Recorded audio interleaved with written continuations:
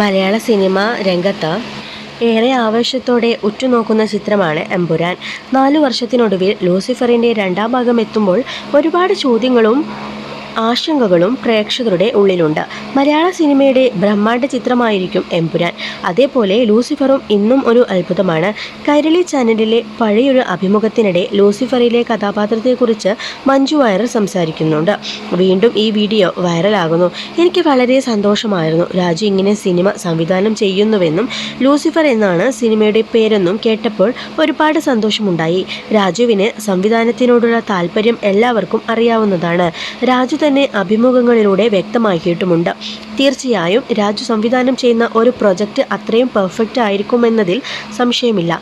രാജുവിനെ അടുത്തറിയാവുന്നവർക്കെല്ലാം ആ ഉറപ്പുണ്ട്. പിന്നെ മോഹൻലാൽ പ്രധാന വേഷത്തിൽ എത്തുന്നു എന്നതും ശ്രദ്ധേയമാണ്.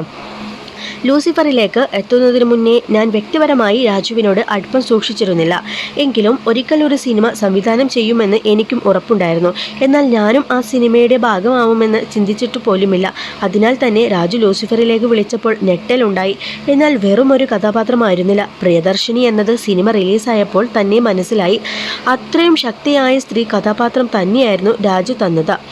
രാജുവിനൊപ്പം ഇതുവരെ അഭിനയിക്കാൻ സാധിച്ചിട്ടില്ല, പക്ഷേ സംവിധാനം ചെയ്ത് സിനിമയിൽ അഭിനയിക്കാൻ സാധിച്ചു.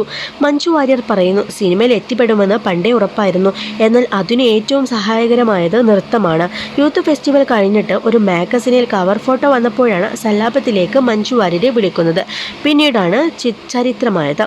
2019 ലൂസിഫർ എന്ന മഹാചിത്രം പിറവികൊള്ളുന്നത്. പൃഥ്വിരാജ് എന്ന നടനിൽ നിന്നും സംവിധായകനിലേക്കുള്ള ചുവടുമാറ്റം പ്രശംസനീയമാണ്. മലയാള സിനിമ അതുവരെ കാണാത്ത തരത്തിലുള്ള സിനിമാറ്റിക് മാജിക്കാണ് ലൂസിഫർ സമ്മാനിച്ചത്. 2024 എമ്പുരാൻ എന്ന പേരിൽ ലൂസിഫറിൻ്റെ രണ്ടാം ഭാഗം റിലീസിനൊരുങ്ങുമ്പോൾ പ്രേക്ഷകരെല്ലാം ഏറെ ആവേശത്തിലാണ്. മഞ്ജു തിരിച്ചുവരവ് നടത്തിയ ചിത്രമായിരുന്നു ഹോൾഡറിയോ. എന്നാൽ ആ ചിത്രത്തിനു ശേഷം ഒരു വമ്പൻ ഹിറ്റ് സമ്മാനിക്കാൻ താരത്തിന് സാധിച്ചിരുന്നില്ല. അങ്ങനെ നോക്കിയാൽ മഞ്ജുവിൻ്റെ കരിയറിലെ ഏറ്റവും വലിയ ഹിറ്റാണ് ലൂസിഫർ. വർഷങ്ങൾക്ക് മുന്നേ പൃഥ്വിരാജ് പറഞ്ഞിരുന്നു, എന്തെങ്കിലും മഞ്ജു വാര്യർ അഭിനയത്തിലേക്ക് തിരിച്ചു വന്നാൽ പൃഥ്വിക്ക് മഞ്ജുവിനെ വെച്ച് സിനിമ ചെയ്യണമെന്ന്. അതിനുള്ള ഉത്തരമായിരുന്നു ലൂസിഫറിലൂടെ നൽകിയത്. 30 കോടി ബഡ്ജറ്റിലാണ് ലൂസിഫർ നിർമ്മിച്ചത്. എന്നാൽ 170 കോടിക്ക് മുകളിൽ ചിത്രത്തിന് കളക്ഷൻ നേടാൻ സാധിച്ചിട്ടുണ്ട്. ഇത്രയും വലിയ സ്റ്റാർ കാസ്റ്റിൽ ഒരുങ്ങിയ ചിത്രമായിട്ട് പോലും മോഹൻലാൽ എന്ന നടൻ്റെ പ്രകടനത്തിലൂടെയും പരിശ്രമത്തിലൂടെയുമാണ് ലൂസിഫർ വിജയിപ്പിക്കാൻ സാധിച്ചത്. മുൻപൊരിക്കൽ പൃഥ്വിരാജ് തന്നെ പറഞ്ഞിരുന്നു.